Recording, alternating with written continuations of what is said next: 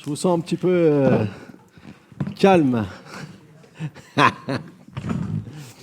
Est-ce que vous allez bien ce matin? Amen, voilà. Vous savez, Dieu a quelque chose à nous dire ce matin. Si tu ne crois pas, dis à ton voisin, Dieu a quelque chose à te dire ce matin.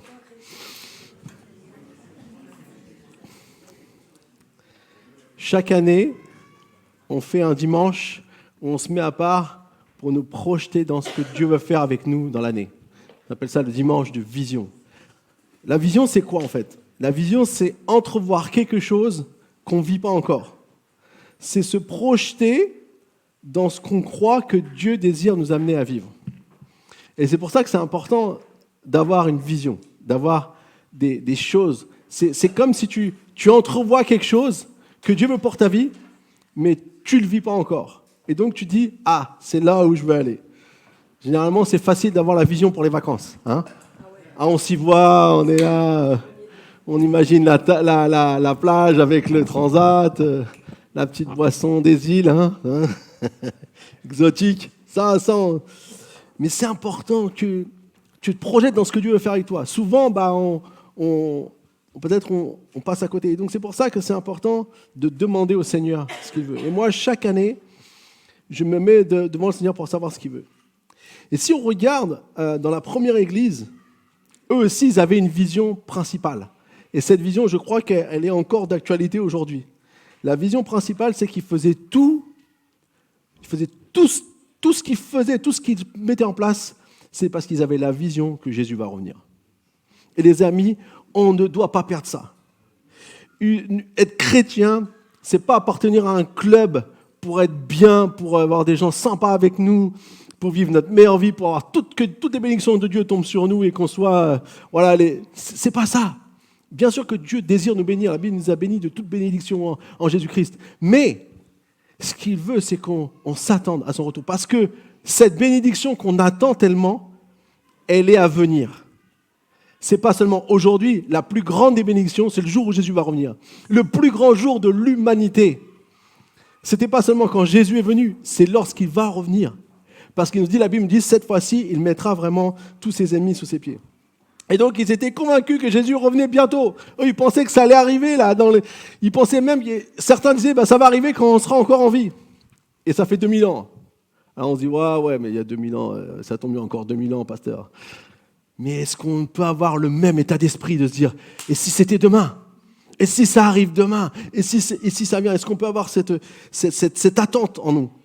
J'aimerais vous lire un petit passage dans 2 Pierre, chapitre 3, où justement il nous parle de la chose la plus importante pour le retour de Jésus-Christ. Il dit, puisque tout notre monde doit être dissous, verset 11, combien votre conduite et votre piété doivent-elles être saintes?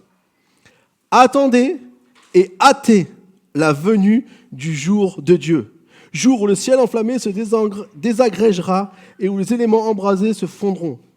Mais nous attendons, conformément à sa promesse, un nouveau ciel et une nouvelle terre, où la justice habitera.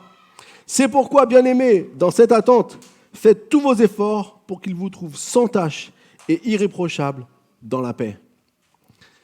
Ici, Pierre, et je pense que c'est un de ceux qui partage vraiment une chose importante, il dit, pour ce jour-là, il faut qu'on soit prêt.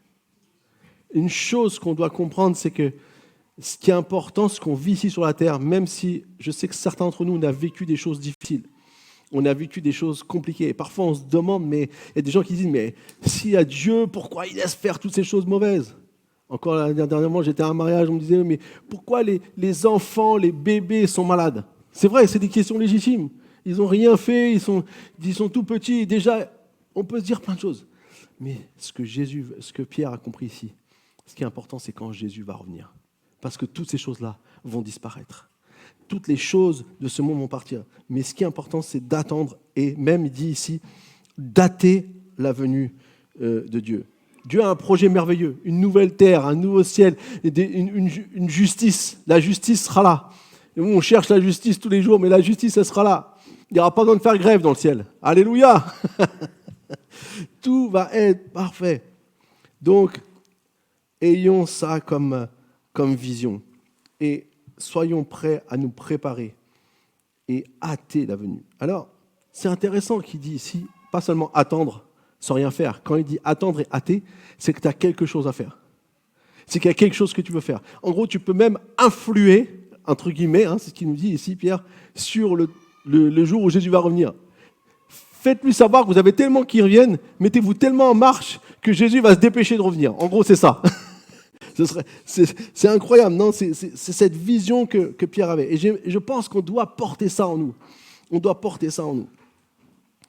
Et donc, avec cette perspective, j'aimerais vous partager maintenant un autre passage qui, je crois, est important, qui se trouve dans Romains 12.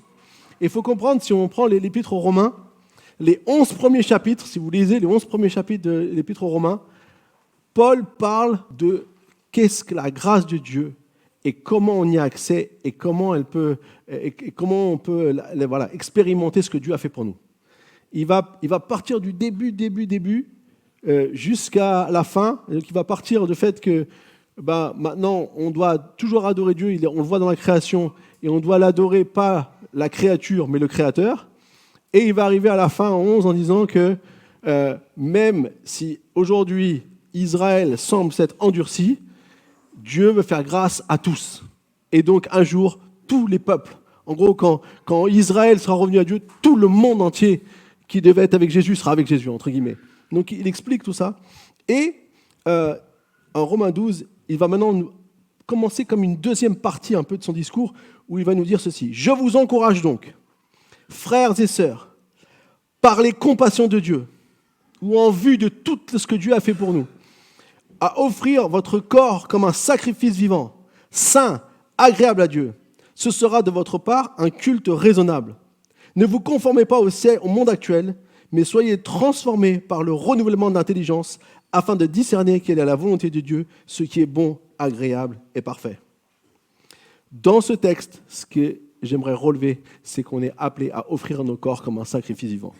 Peut-être pour toi, ce matin, ça ne te parle pas. Tu te dis, oui, je n'avais pas pensé que j'allais me faire griller. Non, ce n'est pas ça l'objectif. Je n'avais pas pensé que sacrifice, voilà, ça, on imagine tout de suite le sang, le truc. Non, ce n'est pas ça. Ce qui est important ici de comprendre, c'est qu'est-ce que Paul a voulu dire qu'on doit offrir. Offre, c'est toi qui décides. Tu offres ton corps comme un sacrifice vivant. Pour bien comprendre, on doit réaliser, et c'est ce que Paul a dit juste en finissant même dans le chapitre 11 de Romains, où il parle justement du peuple d'Israël. En fait, quand Dieu a instauré la loi, il a instauré l'adoration de Dieu au travers des sacrifices. Et donc, en utilisant cette même image, il veut nous parler à nous aujourd'hui de ce que nous, on peut faire. Il est important aussi de réaliser qu'à chaque fois qu'on offrait un sacrifice, c'était un animal qui était offert et qui était tué et offert et qu'on brûlait. Et c'était ça le sacrifice. Et la raison pour laquelle Paul il parle ici d'un sacrifice vivant, c'est que nous, on n'est pas appelés littéralement à offrir notre vie en mourant pour Christ. Peut-être que ça peut arriver si on nous tue pour la cause de Christ, mais Dieu ne nous demande pas, nous, de nous tuer ou de nous placer volontairement sur, on va dire, un bûcher pour dire, ça y est, moi, je fais comme Dieu. Non, c'est pas ça que Dieu veut. Parce que la Bible nous dit, dans Hébreux chapitre 10, que c'est en raison de cette volonté que nous avons été rendus saints par l'offrande du corps de Jésus-Christ une fois pour toutes. Une fois pour toutes. Et en fait, cette image de ces animaux qui étaient sacrifiés, eh bien, elle représente quelque chose d'autre que j'aimerais capter pour nous aujourd'hui. Tout prêtre se tient chaque jour debout pour faire le service et offrir fréquemment les mêmes sacrifices, qui ne peuvent jamais enlever le péché. Tandis que Christ, après avoir offert un seul sacrifice pour les péchés, s'est assis pour toujours à la droite de Dieu. Il attend désormais que ses ennemis soient réduits à lui servir de marchepied. En effet, par une seule offrande, il a conduit à la perfection pour toujours ceux qu'il rend saints. Les amis, ceux qu'il rend saints, c'est nous. C'est ceux qui avons accepté Jésus-Christ. Peut-être aujourd'hui, tu es là, tu n'as pas encore accepté Jésus-Christ, mais si tu fais ça, l'objectif, c'est que tu tu vas être amené à la perfection. Au travers de quoi? Du sacrifice de Jésus. On ne pourra jamais se substituer au sacrifice de Jésus. Il a été fait une fois pour tout. D'ailleurs, c'est comme si on pourrait dire, quand Jésus s'est sacrifié, tous les sacrifices que le peuple d'Israël a fait, tout ça a été balayé par un seul sacrifice. Et que c'est seulement celui-là qui permet d'enlever le péché. Mais ce péché enlevé va ouvrir une nouvelle dimension. Et c'est ça dans lequel Paul parle. Il dit, vous maintenant, vous êtes appelés à offrir vos corps comme un sacrifice vivant. C'est-à-dire que vous êtes appelés à comprendre le rôle que Dieu avait en établissant un sacrifice. Pourquoi Dieu a établi les sacrifices avant? Déjà, pour être une image de ce que Jésus allait faire, pour comprendre que c'était nécessaire que le sang coule et que même la Bible dit que Jésus est l'agneau immolé, c'est-à-dire l'agneau qu'on a fait saigner avant la création du monde, c'est-à-dire que c'était déjà prévu, mais c'était pour qu'on comprenne qu'au travers de ça, on allait recevoir, on allait rétablir le plan que Dieu avait depuis le début. Quand il a créé l'homme et la femme, la Bible dit la première chose qu'il a fait, il les a bénis et il a été en communion avec eux. Et le but de Dieu, c'est en communion avec toi. Le but de Dieu, c'est que tu puisses le connaître et que tu sois proche de lui. Que tu aies une relation personnelle avec lui. Ça, c'est l'objectif de Dieu.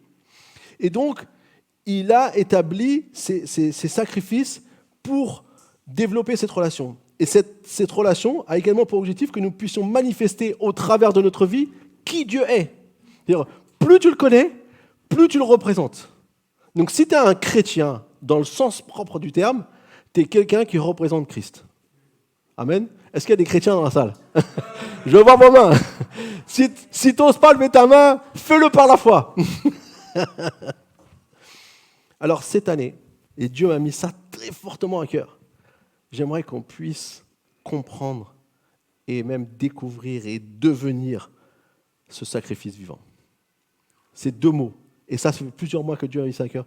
Cette année, c'est sacrifice vivant. Alors, forcément que ça va impliquer des choses pas toujours fun, hein?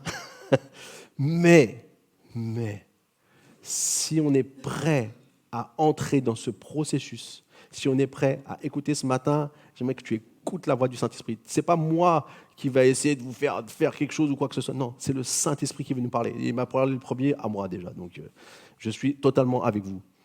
Mais si on est prêt à entendre le Saint-Esprit, si on est prêt à se dire, ok, tous mes blocages, toutes les choses qui peuvent m'empêcher, toutes les choses que je crois que je serais incapable de faire, si je laisse ça tout ça de côté et que je veux juste écouter ce que Dieu me dit et que je suis prêt à rentrer dedans, je peux vous garantir, cette année va être une année transformatrice pour nous. J'en suis persuadé. Et je sens que c'est quelque chose de très important. Autant qu'on voit que le monde est de plus en plus troublé, de plus en plus confus. On le dit à chaque fois, on a l'impression qu'on se répète. Mais oui, mais parce qu'en fait, c'est une réalité, parce que le plan de Dieu est en train de se mettre en marche. Mais sachez une chose, n'ayez pas peur. Jésus, vous savez, là, il nous a dit ici, dans le livre des Hébreux, l'auteur du livre des Hébreux, que Jésus est assis pour toujours à la droite de Dieu. En fait, ce qu'il faut comprendre, être assis à la droite de Dieu, ça veut dire avoir le pouvoir. Celui qui est à la droite, en fait, c'est celui qui a le pouvoir. En fait, ce que l'auteur veut nous dire, c'est que Jésus, ici, maintenant, il est tout-puissant. Ce n'est pas juste qu'il est assis à droite, comme il pourrait être assis à gauche. Tant pis pour celui qui est à gauche. Non, en fait, c'est comprendre que Jésus a une autorité. Donc, le plan qui s'accomplit, il ne sort pas du contrôle de Dieu. Même si nous ne comprenons pas toujours, même si nous, parfois, on a peur, même si nous, parfois, on est confus, même si nous, parfois, on se dit, mais pourquoi ça, mais pourquoi, c'est ce qui se passe. Je fais juste une toute petite incursion. Vous avez entendu Charlie Kirk qui a été tué. Et en fait, ce qui est incroyable, moi, ce que je trouve incroyable, c'est que ce gars-là, c'est un jeune, à l'âge de 18 ans, il a dit « Je vais me tenir pour les valeurs chrétiennes et je suis prêt à le clamer haut et fort ». Et il a créé dans beaucoup d'universités américaines, je crois qu'il a créé 850 groupes dans différentes universités pour partager les valeurs de Dieu. C'est un chrétien engagé comme nous. Et en faisant ça, il avait ce truc, c'est « prouvez-moi que j'ai tort », pour justement débattre. Et c'est pour ça que les jeunes venaient pour débattre avec lui, ils parlaient avec lui. Et ce que je trouve incroyable, c'est qu'on peut se dire « mais pourquoi il est mort, ce gars ?» Il faisait quelque chose d'incroyable pour Dieu. Mais c'est ce qui est encore plus incroyable, c'est qu'on se rend compte là maintenant, dans le début juste de la peine qu'il est mort, c'est que sa mort a encore un impact 2 fois plus grand que sa vie. Ça, c'est les mystères de Dieu que nous ne comprenons pas.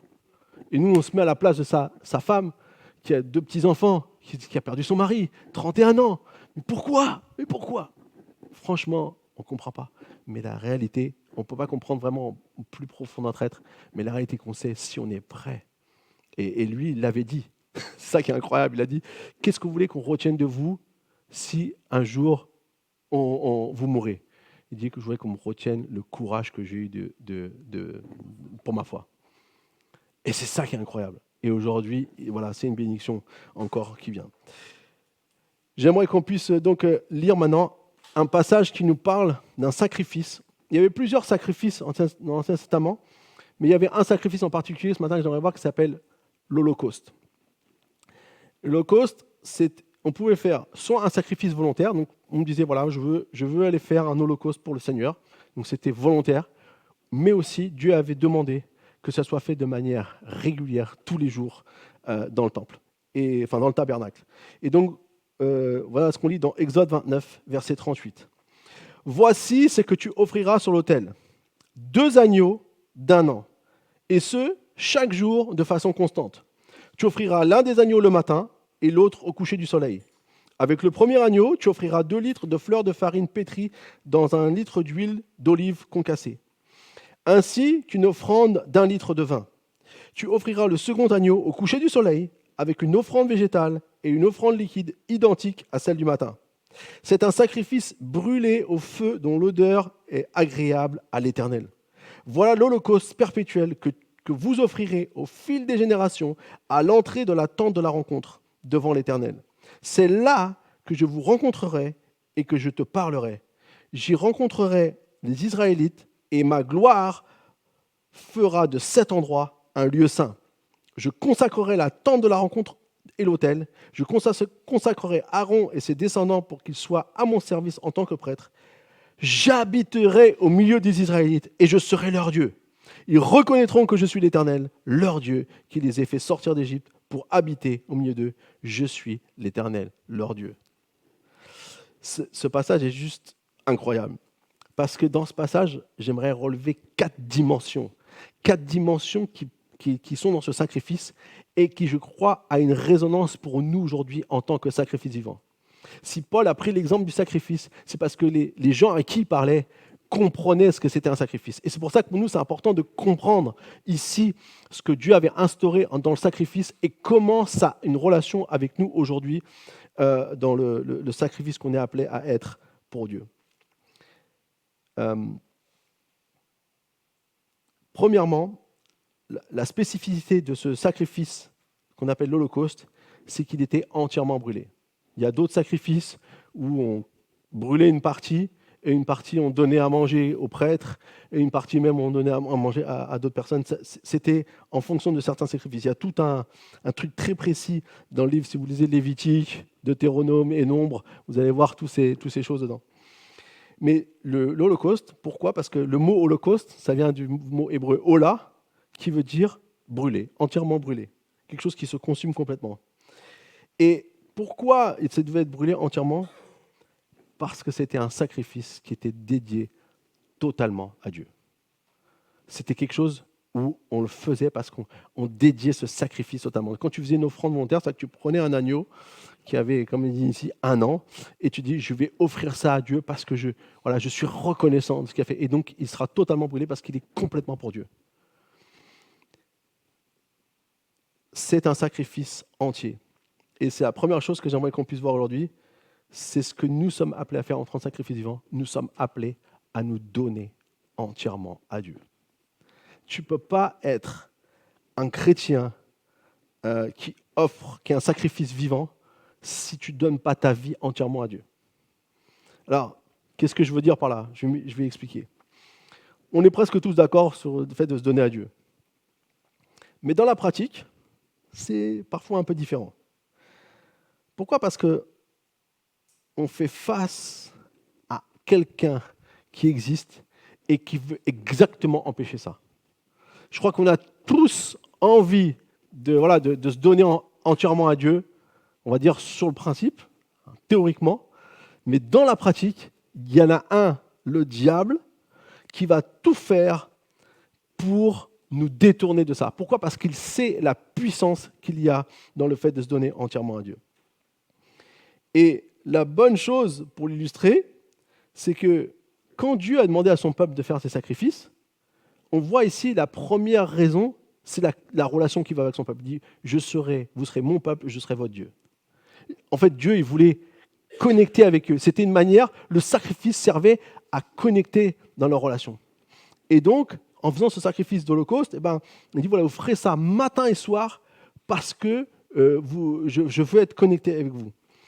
Et donc, le problème majeur qu'a rencontré le peuple, c'est que tout au long de son parcours, au lieu d'être connectés entièrement à Dieu, ils ont introduit d'autres dieux. Pour plein de raisons. Parce qu'à un moment donné, on a commencé à se marier avec d'autres peuples qui adoraient d'autres dieux. Donc vous imaginez bien la maison. Le mari, il dit on adore ce dieu-là, on va faire l'Holocauste. C'est-à-dire, ah, mais aussi il faut aller faire un sacrifice pour Moloch, il faut aller faire un truc. Et il y a plein d'autres dieux. Et donc du coup, on commence un petit peu à se diviser. Et qu'est-ce qui se passe ? À un moment donné, on commence à avoir une idole qui apparaît.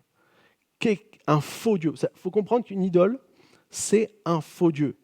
Ce n'est pas forcément quelque chose de mauvais à la base, mais c'est quelque chose qui va prendre la place de Dieu.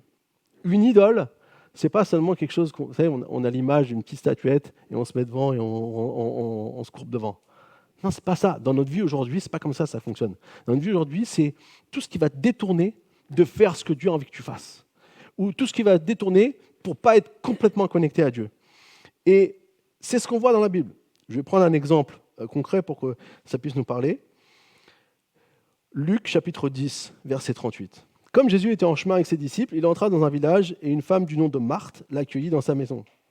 Elle avait une sœur appelée Marie, qui s'assit au pied de Jésus et écoutait ce qu'il disait. Marthe était affairée aux nombreuses tâches du service.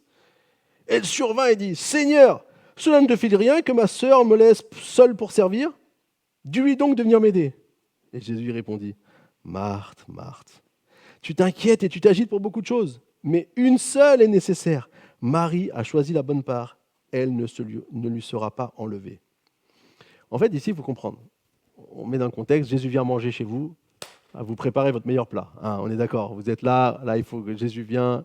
En plus, à l'époque, il y a plein de miracles, il était connu, donc il faut qu'on fasse bien une bonne chose. Et donc, Marthe est à fond, et Marie, elle s'assoit au pied de Jésus. Et le fait d'être assis à ses pieds, c'est pas anodin, c'est ce qu'on faisait pour tous les gens. Quand quelqu'un avait une autorité et parlait avec autorité, pour recevoir cette autorité, on s'assied au pied. C'était une marque d'honneur qu'on faisait à l'époque.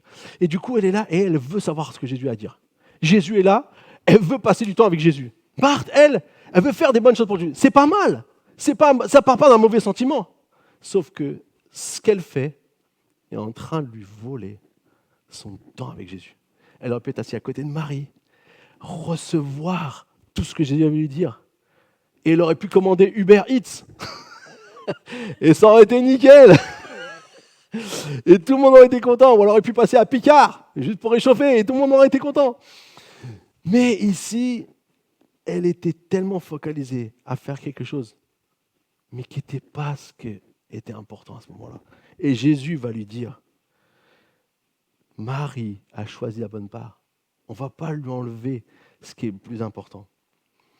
Et oui, cet exemple nous montre que parfois, on laisse des choses entrer dans nos vies qui sont des choses qui vont nous voler notre temps avec Dieu, qui vont nous empêcher d'être entièrement consacrés à Dieu. À chaque fois que tu laisses une chose prendre la place de Dieu dans ta vie, eh bien, ça t'empêche vraiment d'être ce sacrifice vivant que Dieu t'appelle à être. Tu sais, une idole peut être une relation. Dès qu'il y a une relation que tu as qui est plus importante que ta relation avec Dieu, c'est dangereux. Ou tout ton temps part dans cette relation. Une passion, ça peut être une passion. Un travail, où on est tellement focalisé sur ça que, Dieu, je verrai quand j'ai le temps. Les réseaux sociaux, peut-être. Peu importe, ça peut être plein de choses. Ça peut être des choses pour certaines personnes qui vont être totalement anodines et pour d'autres qui vont être un frein incroyable. Et c'est pour ça que c'est important qu'on laisse aucune chose venir abîmer ou parfois même détruire la relation que j'ai avec Dieu. Et vous savez, Le diable, il est malin. Il va toujours jouer sur quelque chose qu'au premier abord, ça ne paraît pas évident. Si je vous dis maintenant, vous allez prendre une petite statuette, vous allez la mettre chez vous et tous les matins vous allez l'adorer, vous allez dire non. Parce que c'est évident que ça va remplacer Dieu. Mais si tous les jours, au lieu de lire votre Bible, vous commencez à regarder autre chose à la télé, ou c'est sournois, vous êtes intéressé par quelque chose, vous vous renseignez, et puis d'un seul coup, le temps passe. Je vais me coucher. Seigneur, demain. Et du coup, les journées se répètent comme ça, et à un moment donné, on n'a plus. Mais Marie, elle avait compris donc l'importance de ça. Et vous savez, ce qui est incroyable quand vous lisez l'histoire, parce que l'histoire ne s'arrête pas là en fait, quand vous lisez l'histoire, Marie, quelques jours plus tard, quelques temps plus tard peut-être, pour être plus juste, quelques temps plus tard, elle va faire un acte incroyable. Elle va prendre un demi-litre de parfum de nard pur. Pendant que Jésus était à table, elle va le verser sur sa tête et sur ses cheveux et sur ses pieds. Et elle va l'essuyer avec ses cheveux. Et tout le monde va dire oh, trop de parfum là. On n'arrive plus à manger notre repas là, c'est pas bon. Et Judas va dire oh là là, mais pourquoi gâcher? C'était l'équivalent d'un an de salaire. Pourquoi gâcher tout cet argent alors qu'on a pu donner aux pauvres? Bon, Judas, arrête. C'est parce que tu voulais prendre dans la caisse. Comme c'est toi qui as la caisse et que c'est toi qui prends dedans, tu voulais aller faire les emplettes. Mais du coup, ce qui se passe ici, c'est qu'elle a donné tout ce qu'elle avait. Quand vous donnez un an de salaire, vous êtes d'accord que c'est quasiment tout ce que vous avez. Moi, je ne les ai même pas les un an de salaire. Donc je ne pourrais même pas les donner. Mais c'est ça qu'elle a fait. En fait, elle a compris qu'elle voulait faire un acte incroyable qui paraît pour tout le monde quelque chose qui n'était pas nécessaire, qui était inutile, qui était gaspillé. Et Jésus va dire, non, arrêtez. Vous êtes tous faux là, vous êtes tous faux. Ce qu'elle est en train de faire, c'est exactement en quelque sorte, ce qu'on est appelé à faire lorsqu'on est connecté à Dieu, c'est de se donner entièrement à Dieu. Elle est en train de faire quelque chose pour ma sépulture. Alors, je pense qu'il y en a qui l'ont regardé comme ça, avec des trucs comme ça, mais Jésus, t'es vivant, attends, quand tu seras mort peut-être, mais là, non, là, il y a un problème, là, je ne comprends pas. Et vous savez ce qui est incroyable? Et j'ai cherché pour vous, pour ne pas vous raconter d'histoire. La quantité de parfum qu'elle a déversé, les commentateurs disent que l'odeur pouvait rester jusqu'à plusieurs semaines. Elle a fait ça 6 jours avant que Jésus soit tué. Ça veut dire concrètement que le parfum qu'elle a versé, le corps de Jésus sentait encore ce parfum quand il a été tué. Et que c'est pour ça qu'elle l'a fait pour sa sépulture. Mais tout est parti de quoi? D'un désir de se donner entièrement à Dieu.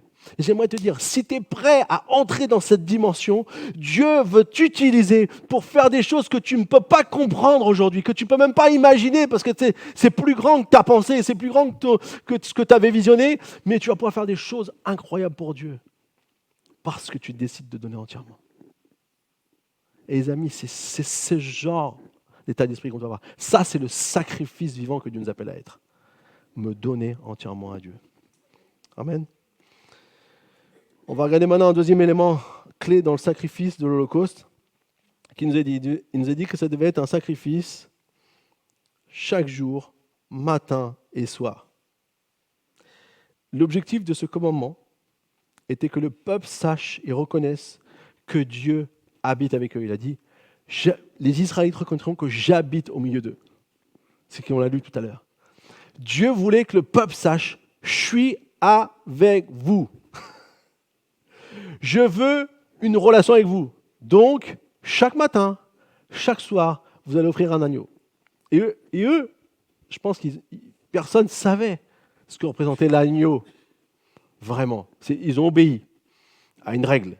Mais en vérité, vous savez ce que Jésus disait?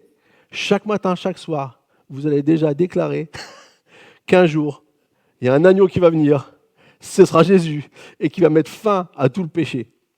Mais pourquoi? Parce que je désire avoir cette relation avec vous. Je désire que vous soyez connectés à moi. Et donc, le sacrifice qu'on est appelé à faire, c'est un sacrifice perpétuel. Et il ne dit pas pendant les 20 prochaines années, il dit de génération en génération. C'est-à-dire que jusqu'à aujourd'hui, chez les Juifs, ils veulent rétablir le temple pour recommencer les sacrifices. Parce qu'ils disent, voilà, Dieu, on veut reconnecter avec Dieu, on veut que Dieu habite avec nous. Tous les ustensiles pour le temple, que la Bible nous dit va être restauré à la fin des temps, doivent mettre en marche. Et quand il sera remis en marche, on refera ça. Matin et soir. Donc du coup, on voit ici clairement ce désir d'être connecté, ce désir d'être perpétuellement connecté. Et vous savez, pour être connecté avec Dieu, c'est pas forcément être à genoux, en train de prier. Ah, c'est très bien. C'est pas forcément seulement en train de se poser avec notre Bible. Ce que Dieu désire, et c'est ce qu'il a rendu possible au travers de son sacrifice, c'est que je sois constamment, je vis constamment dans sa présence. Je ne suis pas appelé à vivre. Vous savez, je viens le dimanche à l'église, j'ai ma connexion avec Dieu, et je repars et je fais ma vie. Je dois vivre constamment dans sa présence. C'est-à-dire que chaque matin, Dieu désire, ce qu'il désire, c'est « Bonjour, t'as bien dormi? Comment ça va ?» C'est ça, Dieu. Dieu il veut habiter chez toi, il veut habiter en toi. Il y a cette connexion que Dieu veut avoir. Et nous, on doit comprendre que pour être un sacrifice vivant, on doit entrer dans ce niveau de connexion. Entrer dans ce niveau de dire, tous les jours de ma vie, je vais être en connexion avec Dieu. Je vais être constamment, je veux vivre dans sa présence. C'est pas que de temps en temps, je vais aller voir Jésus, je vais parler avec lui. Alors c'est très bien que de temps en temps, on se pose et qu'on prenne la Bible et qu'on prie. C'est très important parce qu'on se ressource. C'est vital même. Mais ça ne s'arrête pas là, les amis. J'aimerais qu'on puisse comprendre qu'il y a une dimension plus grande. Et parfois, en tant que chrétien, nous, c'est comme si on a compartimenté notre vie. D'ailleurs, tu sais, souvent on dit on a la vie spirituelle. Mais je vais vous dire, la vie, elle est tout le temps spirituelle. Parce qu'il faut que l'Esprit de Dieu habite en vous en permanence. Le but, c'est pas qu'il y ait à un moment donné, je suis spirituel et à un moment donné, je suis plus spirituel. Alors, il arrive qu'on ait des réactions pas très spirituelles des fois. Le premier est là. Mais c'est pas pour ça que l'Esprit de Dieu n'est pas en moi. Au contraire, l'Esprit de Dieu va me parler en me disant « Ce que tu as fait là, pas bon. Tu vas m'attrister si tu reproduis de telles choses. Change ton comportement. Comprends que j'ai une force pour toi, pour te donner, pour que tu ne reproduises plus ce genre de comportement. » Ça, c'est être constamment dans la présence de Dieu. Mais si je viens à l'église, je lève les mains, alléluia, et que je repars, et que ma vie, elle n'a rien à voir avec ce qui était dimanche matin, je suis désolé, je suis un faux. Je ne suis pas le sacrifice vivant que Dieu m'appelle à être. Enfin, je ne fais pas cette offrande dans mon corps en tant que sacrifice vivant. Vous savez, c'est incroyable. Jésus a vécu 33 ans sur la terre. Et nous, on connaît un peu, parce que d'ailleurs, un des disciples nous a dit que si on écrivait tout ce que Jésus avait fait, on ne serait pas capable de tout écrire. Donc déjà, on n'a qu'une partie de ce qu'il a fait. Mais sur les 3 dernières années, mais qu'est-ce que Jésus il a fait pendant 30 ans? Vous avez jamais posé la question? Qu'est-ce que Jésus a pu faire pendant 30 ans sur la terre? Et pourquoi c'était important qu'il vienne 33 ans? Dieu il aurait pu simplifier le truc, à 15 ans, paf, voilà, même à 12 ans, quand il est devenu adulte, il aurait pu, ça y est, commencer à faire les miracles. En plus, tout le monde aurait dit, waouh, un jeune qui a une connaissance comme ça, incroyable. En fait, il y avait une raison. Et j'aimerais vous la lire. Alors, on n'a pas beaucoup d'informations, mais on en a quelques-unes qui peuvent nous mettre sur la voie. Je vais vous lire Luc chapitre 2, verset 46. Chaque année, avant de lire, je vais expliquer quand même le contexte. Chaque année, les parents de Jésus, qui habitaient à Nazareth, descendaient à Jérusalem, comme tous les bons Israélites de l'époque, et ils allaient au temple pour le temps de la Pâque. Et donc, on allait là-bas. Et chaque année, donc, on faisait ce voyage. C'était pas comme nous, on prend un train et c'est arrivé, même si c'est pas très très loin, Nazareth et Jérusalem, mais à pied, c'est déjà plus loin. Et donc, c'est ce qui se passait. Donc, ils y vont. Et à un moment donné, en rentrant, les parents de Jésus, Joseph et Marie, remarquent que Jésus n'est pas là. Alors, on commence à chercher Jésus partout, vous savez, c'est comme dans tous les couples, c'est Et la maman qui dit, il est où Jésus? Il est avec toi. Non, il est avec toi. Bon, d'accord, il n'est pas avec personne, donc on va faire demi-tour. Donc voilà, et donc Luc 2, 46, au bout de 3 jours, ils le trouvèrent dans le temple, assis au milieu des maîtres. Il les écoutait et les interrogeait. Tous ceux qui l'entendaient étaient stupéfaits de son intelligence et de ses réponses. Quand ses parents le virent, ils furent frappés d'étonnement. Et sa mère lui dit, « Mon enfant, pourquoi as-tu agi ainsi avec nous? Ton père et moi, nous te cherchions avec angoisse. » Il leur dit, « Pourquoi me cherchiez-vous? Ne saviez-vous pas qu'il faut que je m'occupe des affaires de mon père ?» Mais ils ne comprirent pas ce qu'il disait. Puis il descendit avec eux pour aller à Nazareth, et il leur était soumis. Sa mère gardait précieusement toutes ces choses dans son cœur. Jésus grandissait en sagesse, en taille et en grâce, devant Dieu et devant les hommes. Alors Jésus, ici, il a 12 ans, et il est conscient qu'il doit s'occuper des affaires de son père. Il ne parlait pas de son job de charpentier avec Joseph. Il parlait de son Père céleste. Comment se fait-il que Jésus avait déjà cette conscience à ses 12 ans, qui était l'âge où on devenait adulte dans la culture juive? Encore aujourd'hui, peut-être vous avez entendu, ils font la bar mitzvah, c'était le moment où à l'époque on devenait adulte. Donc c'est-à-dire qu'à ce moment-là, soit on étudiait parce qu'on allait devenir un spécialiste de la loi, soit on travaillait avec son père. Et donc on partait travailler avec son père. Mais Jésus, il avait cette conscience des affaires de son père. En fait, la réponse, elle est simple. C'est qu'il avait déjà une connexion avec son père. En fait, Jésus, il a passé la plupart de sa vie à être en connexion avec Dieu. Et c'est ce qu'il nous dira. Il nous dira, tout ce que je fais, tout ce que je vous dis, c'est ce que j'ai vu mon père faire, c'est ce que j'ai entendu mon père me dire de faire. Et je crois que c'est important pour nous de comprendre que Jésus vivait avec Dieu, avait la présence avec son Père tout le temps. D'ailleurs, le dernier verset nous le dit, Jésus grandissait en sagesse, en taille, en grâce, devant Dieu et devant les hommes. C'est-à-dire qu'en fait, ce qui se passait avec Dieu était vu des hommes. Les amis, c'est la même chose pour nous. Si on veut être ce sacrifice vivant, on doit être en connexion avec Dieu, on doit connaître Dieu, on doit voir comment Dieu impacte notre vie. Vous savez, ce n'est pas de croire un groupe, une idéologie parmi tant d'autres. Non, c'est la différence. Vous êtes connecté au Dieu Tout-Puissant et vous êtes appelé à le manifester aux autres. Donc s'il y a un problème quand on le manifeste, revient à la connexion. Si des fois ça ne marche pas bien, il faut se reconnecter. Si des fois on sent que c'est dur parce que dans ce qu'on vit, ça arrive. Connecte-toi. Jésus, même après, dans les 3 dernières années, on lit combien de temps il passait avec son Père. Il faut qu'on imite Jésus, les amis. Il faut qu'on soit connecté à sa présence en permanence. Vous savez, la plus grande transformation, ça j'aimerais vous le dire de la part du Seigneur, la plus grande transformation dans une vie ne se fait jamais dans un événement unique. Si tu penses parce que tu viens un jour, Dieu te touche, bien sûr qu'on peut être transformé, qu'on peut vivre quelque chose, mais là, pour que cette transformation puisse vraiment prendre place dans ta vie, c'est le quotidien qui va le manifester. Ce que tu fais dans ton quotidien est beaucoup plus puissant que ce que tu fais une fois. J'ai un pasteur que j'écoute beaucoup, c'est Craig Rothschild, qui fait beaucoup de trucs sur les leaders. Il a dit les grands leaders font régulièrement ce que d'autres font occasionnellement. Et en fait, ce qui fait de toi qui tu es, c'est ce que tu développes dans ton quotidien. Ne méprise jamais le quotidien. Ne dis jamais, c'est dur. Dis, Seigneur, je suis là. J'avance. Amen. Bon, j'avance aussi parce que... Troisième dimension. Ça va, vous êtes bien pour jusqu'à maintenant? Ça... Vous êtes en train de me dire, oh, il va nous faire un programme cette année. On n'est pas sorti. Donc,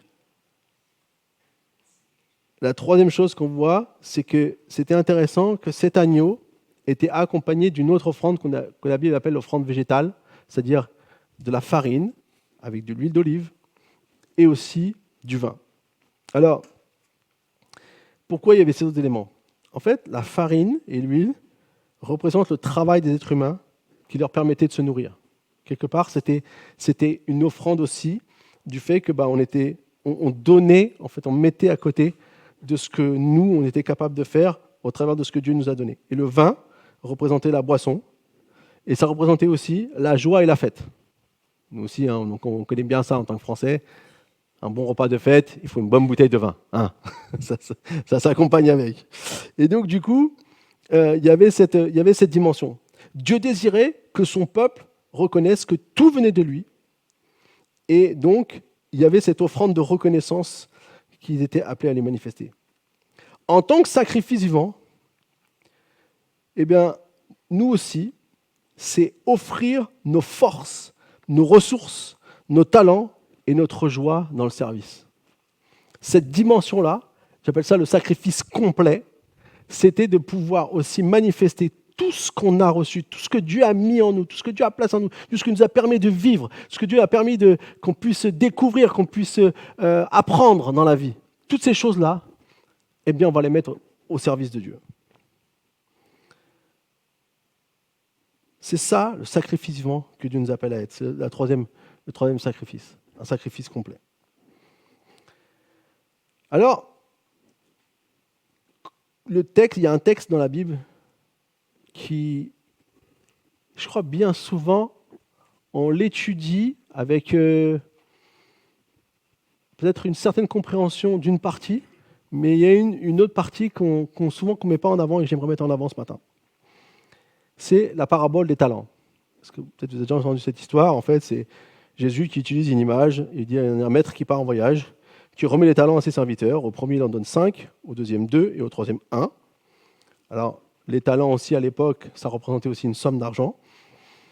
Et du coup, lorsque le maître ensuite est revenu de son voyage, et lorsqu'il est revenu, le premier, avec ses 5 talents, il en a maintenant reproduit d'autres, il en a 10. Le deuxième, qui en avait reçu 2, il en a 4.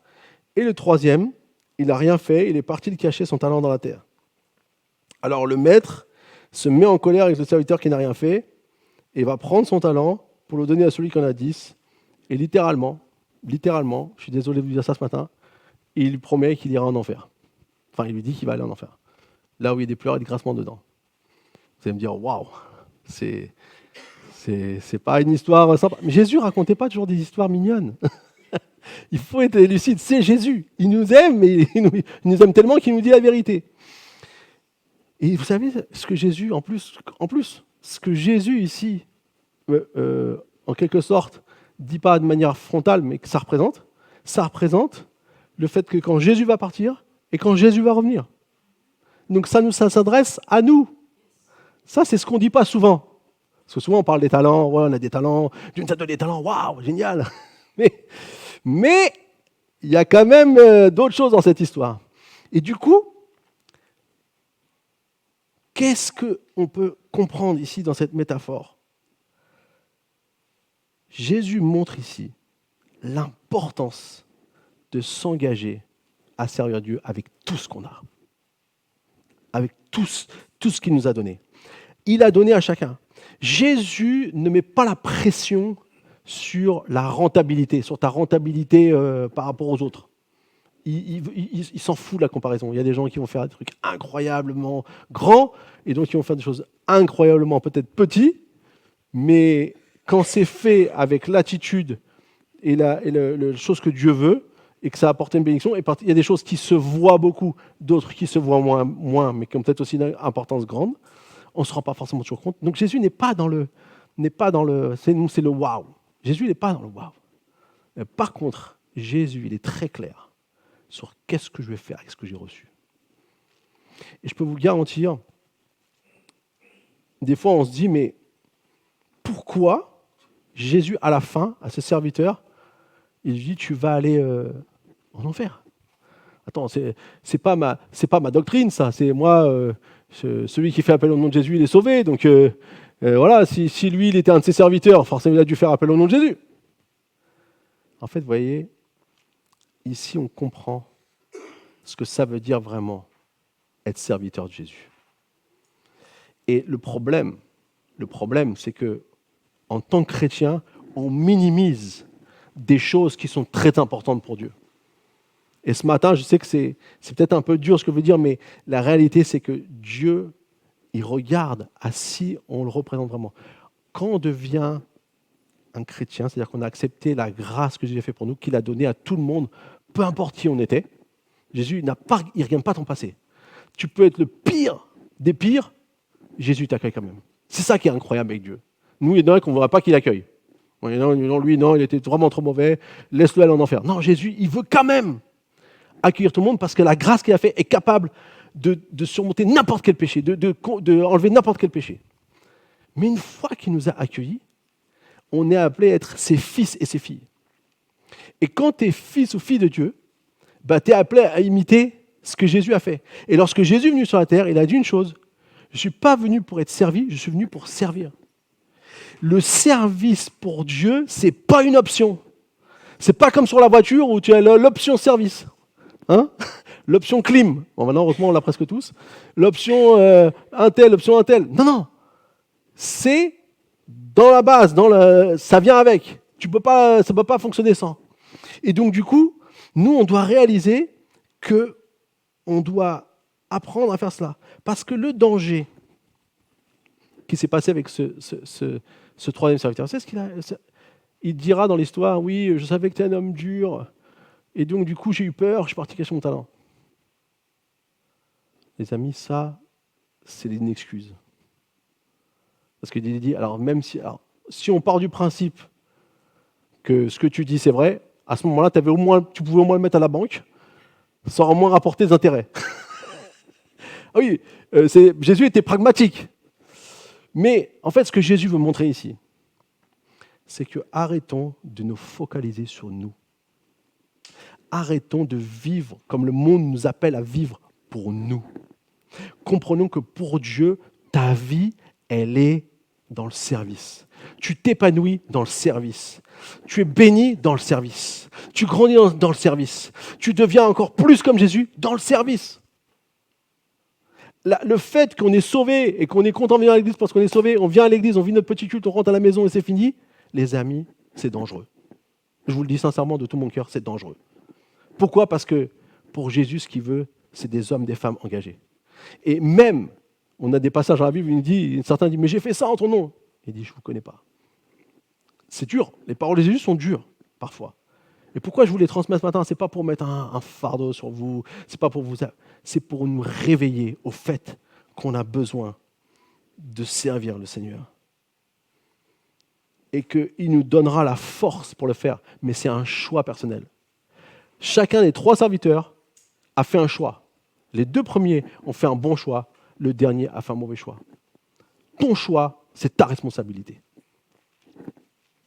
Jésus dit dans Luc 9, versets 23-24, « Si quelqu'un veut être mon disciple, qu'il renonce à lui-même, qu'il se charge chaque jour de sa croix et qu'il me suive.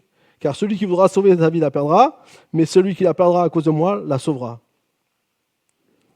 Jésus ne demande pas de faire ce qu'il a fait. Il ne demande pas de porter la croix que seul lui pouvait porter. Mais il nous dit de faire comme lui l'a fait, servir. Être là dans ce que Dieu l'a appelé à faire. Moi, mon verset, mon leitmotiv dans la vie, c'est Jean 4, 34. Ma nourriture est de faire la volonté de celui qui m'a envoyé, de celui qui m'a appelé et d'accomplir son œuvre. C'est ce qu'on doit faire dans notre vie. Et c'était ce que Jésus voulait faire. Et c'est ce que Jésus avait à cœur de faire toujours. Aujourd'hui, on peut passer à côté de notre appel parce qu'on est focalisé sur nous. Et j'aimerais vraiment nous alerter en tant qu'Église. Ne rentrons pas dans ce mécanisme du monde où on ne voit que nous. Mais comprenons que Dieu a quelque chose de merveilleux pour chacun d'entre nous. Il nous donne des talents, il nous donne des capacités. Il a investi sur nous. Il a mis de l'argent sur toi. Il a dit, je vais investir. Vous savez, aujourd'hui, on parle des entreprises, il faut qu'elles investissent. Ben, Jésus, il a investi en toi. C'est cette histoire. Et il veut que nous puissions. Parce que ce que Dieu aime de faire, c'est ce que nous dit le verset 21. C'est bien, bon et fidèle serviteur, tu as été fidèle en peu de choses, je te confierai beaucoup, viens partager la joie de ton maître.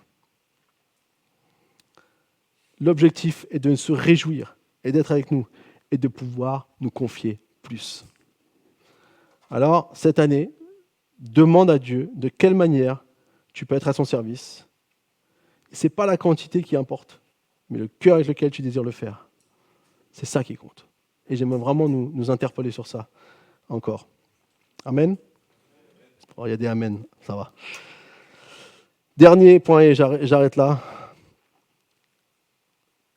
En fait, lorsque Dieu demande à son peuple de faire des sacrifices d'Holocauste, il dira « Ma gloire rendra ce lieu saint ». Il dit « Quand vous ferez ces sacrifices, ma gloire rendra ce lieu saint ». Pour que Dieu puisse avoir une rencontre avec son peuple, il fallait briser ce qui le séparait, c'est-à-dire le péché. Donc ces sacrifices étaient une image du fait de couvrir le péché du peuple.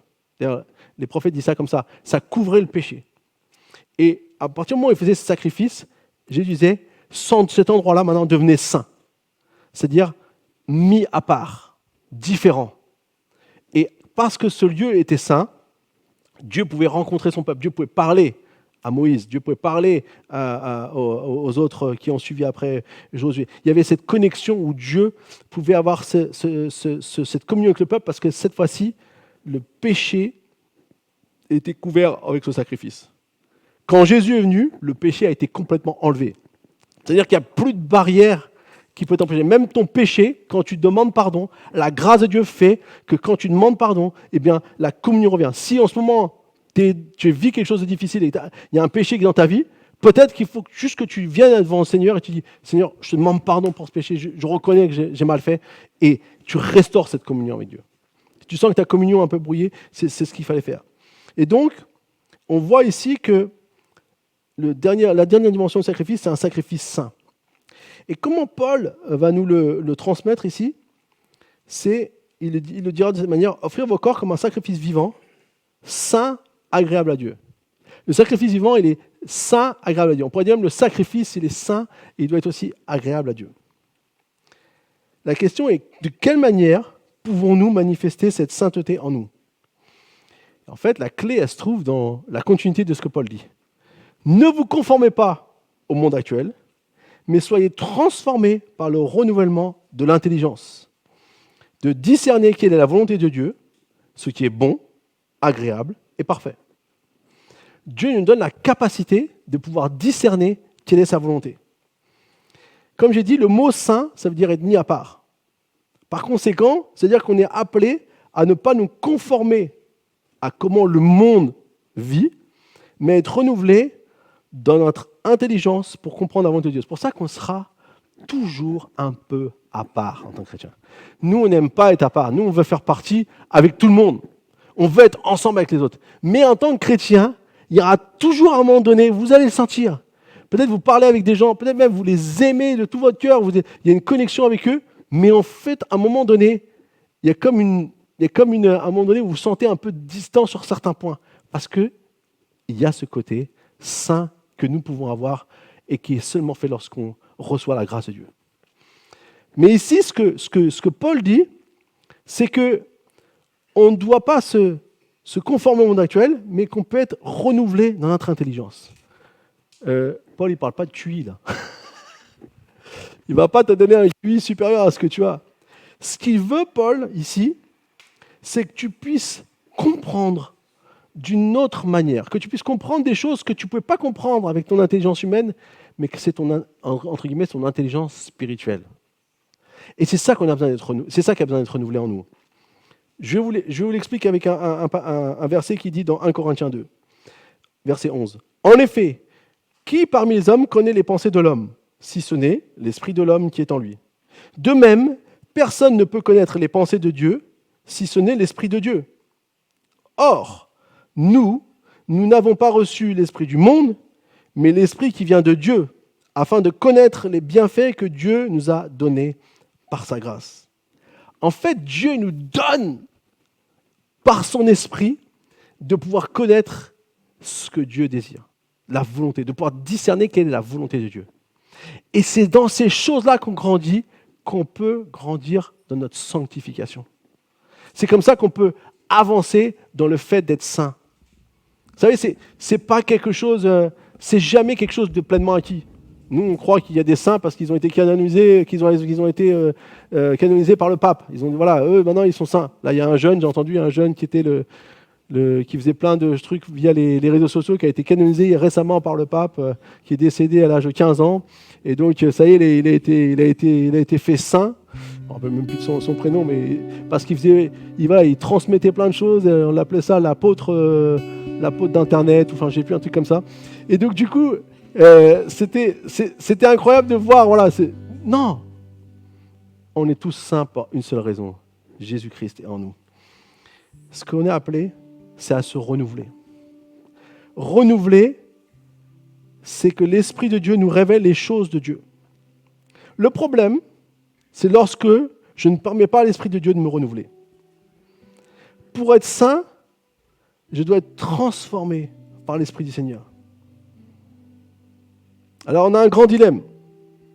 On a tous envie d'être remplis du Saint-Esprit, afin d'être renouvelés, mais on n'est pas toujours prêt à payer le prix.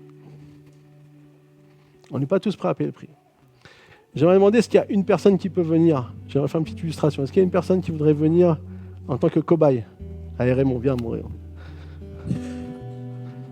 Bon, ça va, c'est pas trop dur.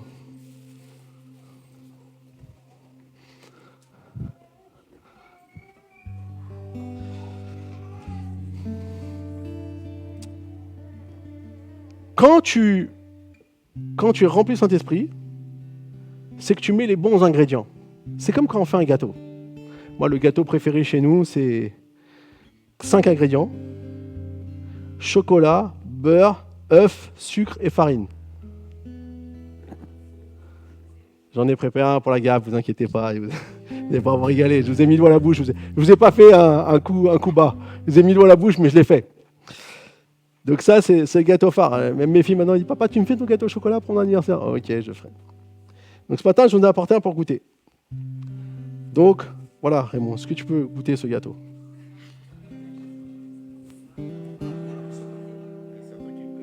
Ah.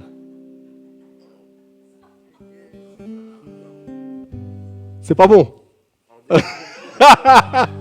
Il n'aime pas le chocolat, mais en plus, c'est pas bon. Bon, j'en ai un bon quand même.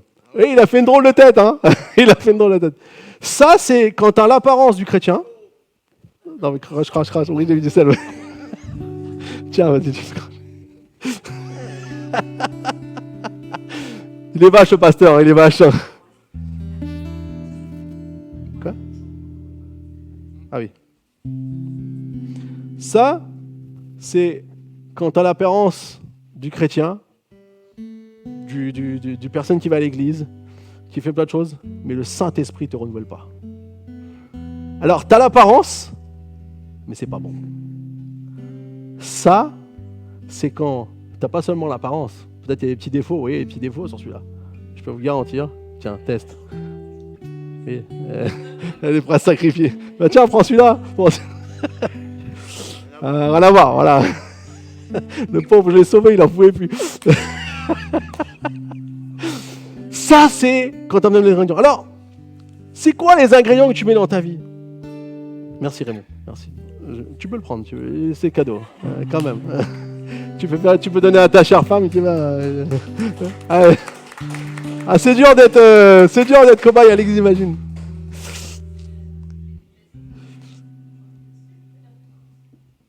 Quels sont les ingrédients? Alors, on se dit, comment je peux être renouvelé si je donne à mon esprit seulement des séries Netflix avec des contenus violents, manipulateurs, séducteurs? Comment je peux être renouvelé si je laisse mes pensées me mentir sur qui je suis vraiment? Comment je peux être renouvelé si je privilégie une autre relation que ma relation avec Dieu?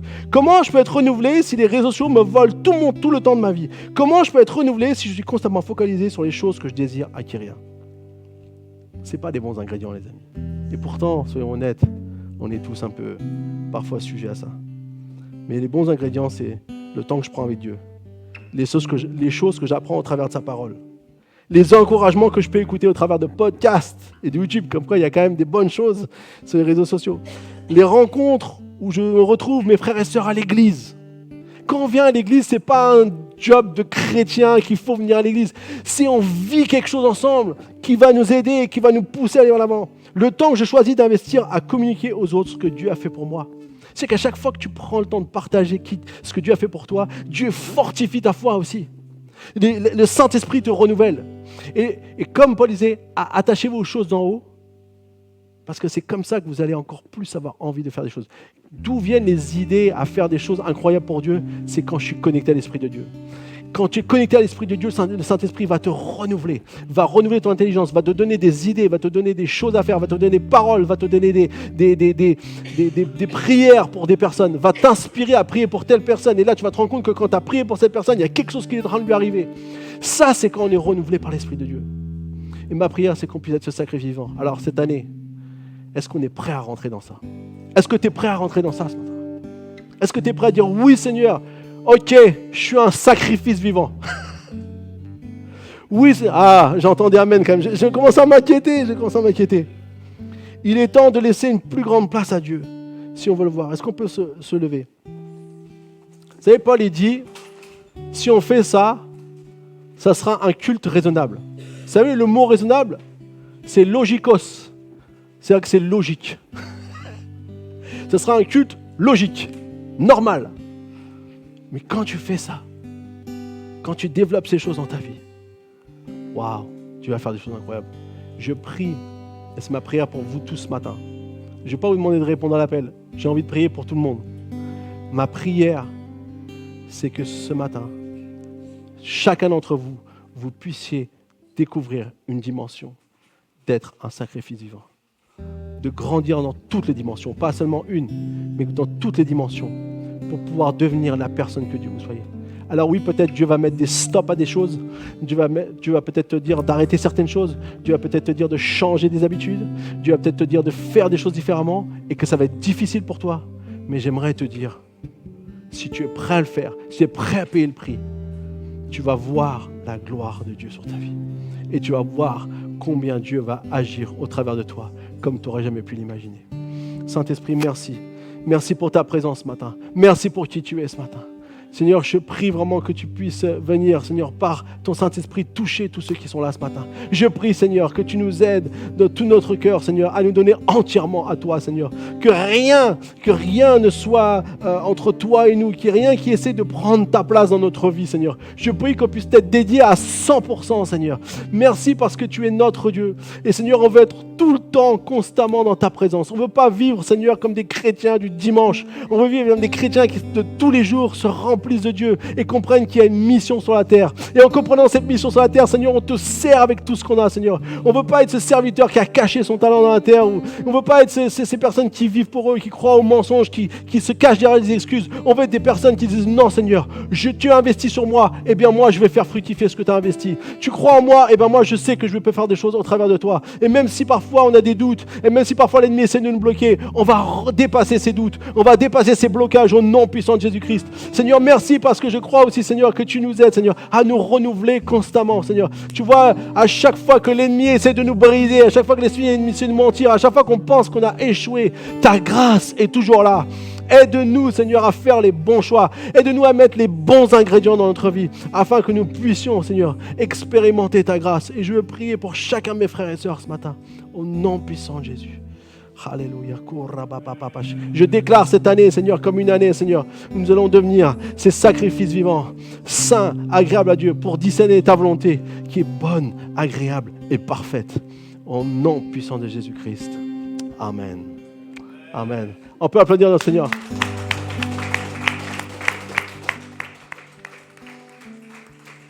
Je vais inviter l'équipe de louange.